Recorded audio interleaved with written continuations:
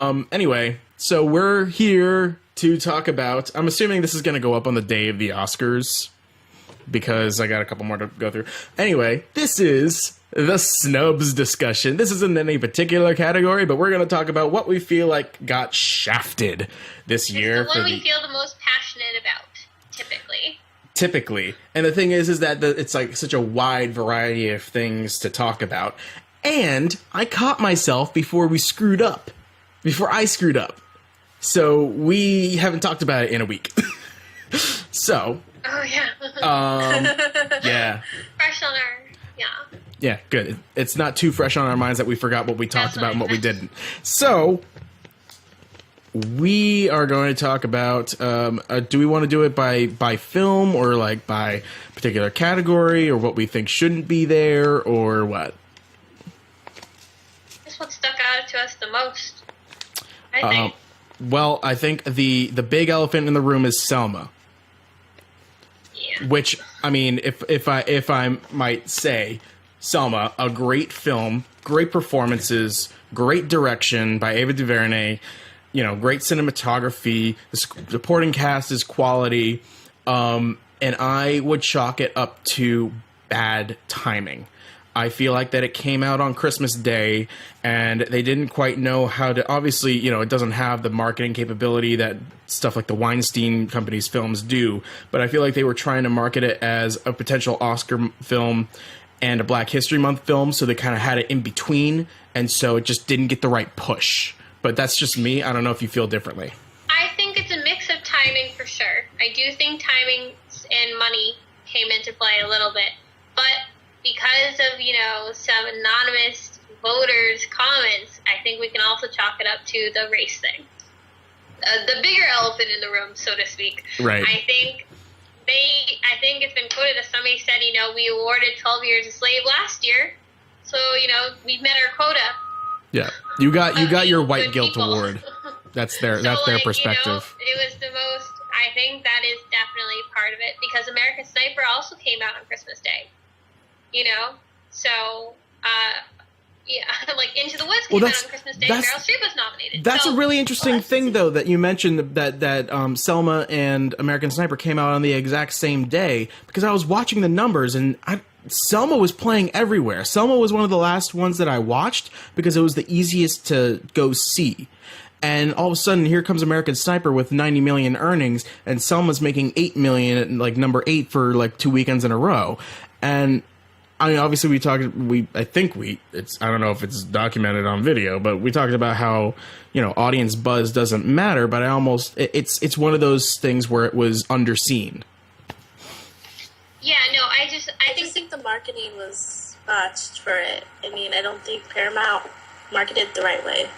A lot of people didn't know about it. If you're not really into film and stuff, I mean, anyone else didn't really know about this film. It was coming out at a time when, like, racial tensions were high.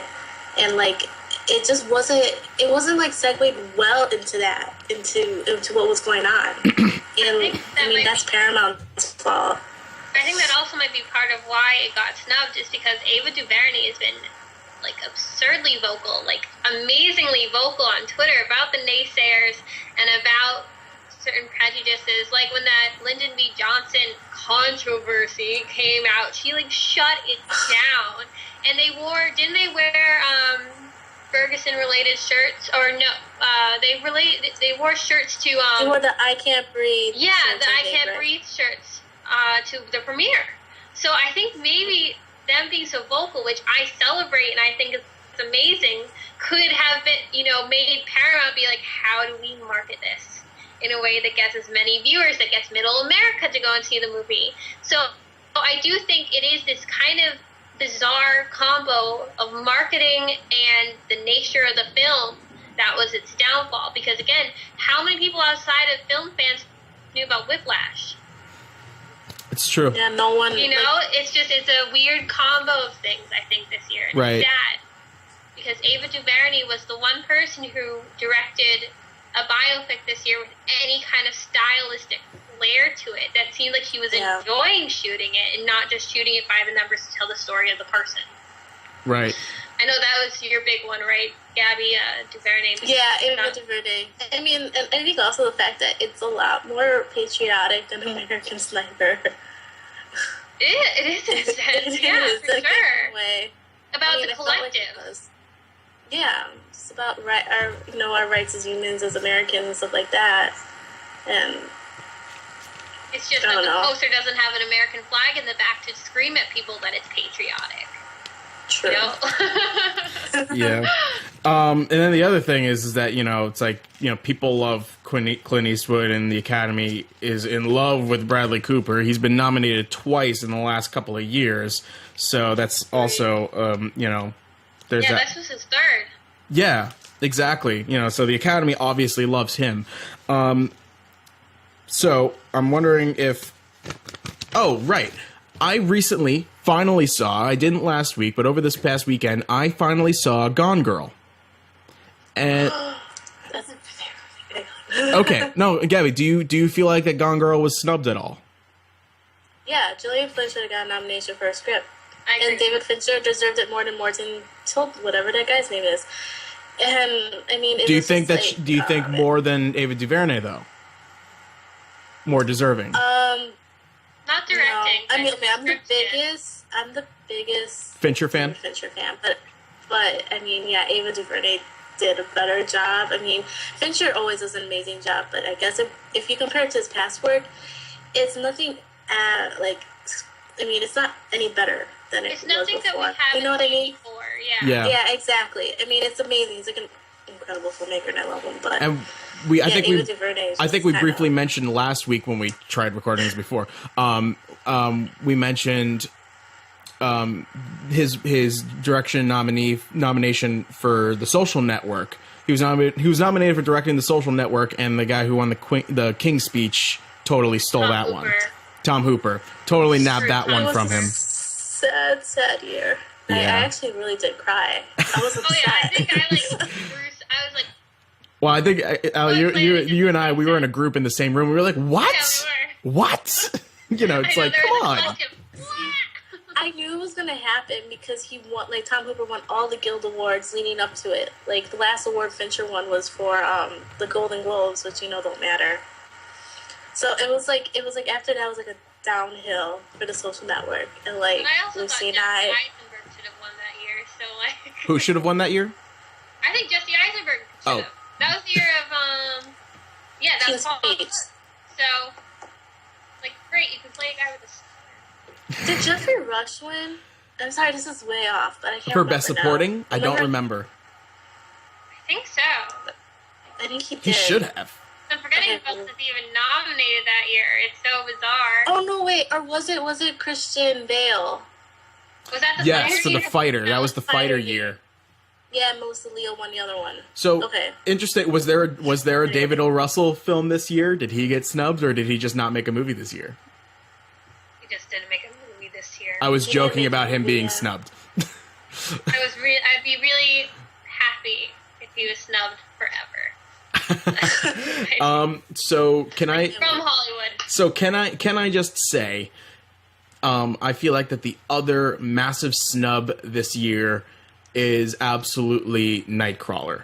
I feel like that it was the film that did something completely different for Jake Gyllenhaal's career. Within the first few minutes of Nightcrawler, which I've seen a couple of times, he did this amazing character psychological transformation that you don't get to see very often, and when you do, it's usually acknowledged. But for some reason this year you have nominations like Benedict Cumberbatch and Eddie Redmayne, and while they were, Eddie Redmayne, very impressive, but the thing is that I like Benedict Cumberbatch, but he could have sleepwalked through his work on The Imitation Game if he really, really wanted to. And, I mean, I thought he was good, but I feel like that people like Jake Gyllenhaal and obviously David Oyelowo should have been in there. There should have been a different mix in the Best Actor. Yep. Ralph Fiennes for Grand Budapest. Ralph Fiennes. Jack O'Connell for Stardust. Oscar Isaac. Oh, did I say Ralph? Ralph Fiennes. I know. Ray Fiennes. I think he likes Rafe. Rafe? I know. Yeah. Thank you. No, and Oscar Isaac for Most Violent Year. like all three of those performances, I would have put in all five performances that we just mentioned would have been my roster. And I mean, even Channing could have gotten a boot for some of them. That's right. I forgot about my point about Foxcatcher, which was a good movie. It was a fine movie. I understand why the Academy would throw it in there. It was a well-made movie, but the thing is, it's a miserable movie, but a well-made movie. You could say the same about Gone Girl. There's humor in Gone Girl. Foxcatcher, yeah. Gone Girl's campy. Foxcatcher, I was laughing uncomfortably because of, Steve Carell, Michael Scott, is just really talented at making you feel really uncomfortable, but this time in a dramatic sense. But here's my problem with Foxcatcher is that Steve Carell, I feel like, while Mark Ruffalo was good, Steve Carell should have been nominated for Best Supporting Actor. I feel like that would have made the Best Supporting Actor race a little different, but it would have allowed more room for the Best Leading Actor race.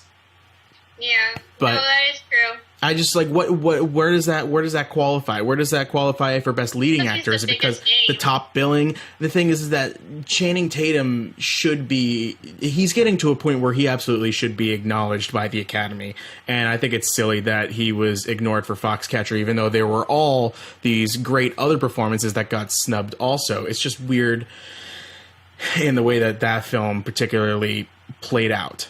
I feel like that. Well, they submit their own nomination to the category they want. Yeah, exactly. That's what I found so weird about it. Why did Steve Carell should go for lead actor? Well, I think probably some of it was that Foxcatcher has been in the tube, so to speak, for like 2 years now. Like it's been it was supposed to be released last year, and then it got bumped back. So I think maybe if they were still thinking along the lines of last year, they were thinking that the Best Actor race wasn't as strong. So I think something must have happened within how long it's been in the circuit, so to speak. But it is a weird choice. Yeah, that makes way more sense. It's just that the leading actor run this year, obviously, no matter what was going to happen, you would have had Michael Keaton at the head of the line, with these Best Leading Actor performances. He was great in Birdman. I don't even think he is in the best 6 of the performances this year too, which is interesting enough, and that's how good he is. That's how good the year has been. Is that he was amazing, but I don't know if he wouldn't be in my top 5. Right, but see that's the thing is that just say because everyone's talking Michael Keaton and Eddie Redmayne, let's brush those aside. You got Ralph Fiennes, you got David Oyelowo, and then you throw Jake Gyllenhaal in there. That would have been a really interesting race, and it would have had different types of performances scattered throughout the selection for the Academy. I think that would have been so much more interesting to watch, but instead it's boring this year. No, it's very boring. So. But wait, I want to touch on my stubs really quickly. Go for it. About genres. I think Obvious Child should have been nominated for Which is a comedy. For Best Script. I think How to Train Your Dragon 2 should have gotten a script nomination. And I think Guardians of the Galaxy has no reason not to be included in Best Picture lineup, all things considered. One of the most critically adored films of the year, and one of the highest grossing films of the year. So why wasn't it nominated other than the fact that it's a genre film? So I'm annoyed that people like Rose Byrne don't get attention for her performance in Neighbors because it was hilarious and fantastic. I'm annoyed that The Babadook won't get nominated because it's a horror movie, and Guardians of the Galaxy won't get anything because it's a superhero movie. And there are amazing movies out there this year. That in 2009 they were so desperate to fill their spots for Oscar nominees that they put in District 9 and Avatar, and those are the most sci-fi genre movies you can find. So that they're absolutely willing to do it if they're desperate enough, but it's like they don't want to acknowledge things that are popular. They think that they're better than that, and I think that's it's genre. Stupid. They're on a very tight line of what they consider to be Oscar movies.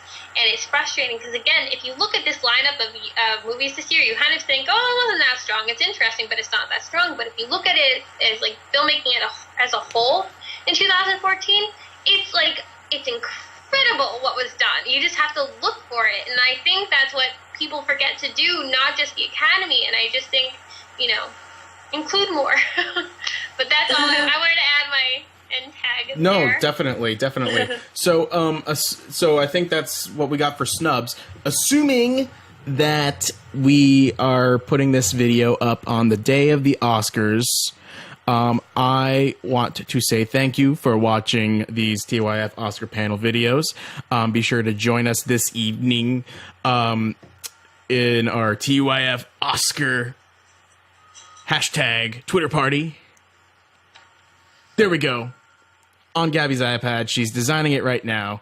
Got a banner. The color scheme is great. And Blame me. Blame the Academy. yeah, no, the Academy, you're boring. I'm sorry. We're done. Then No. they're gold and then they're red swirlies. All right. So, as always, I'm at evgriff42. Allie, Allison AJ. we're the Boston team. Gabby, at Gabriella Dell with 2 L's and an E, our editor-in-chief, the co-founder, writer. You do everything. Awesome. I wear many hats. She wears so many hats. So, golf clap.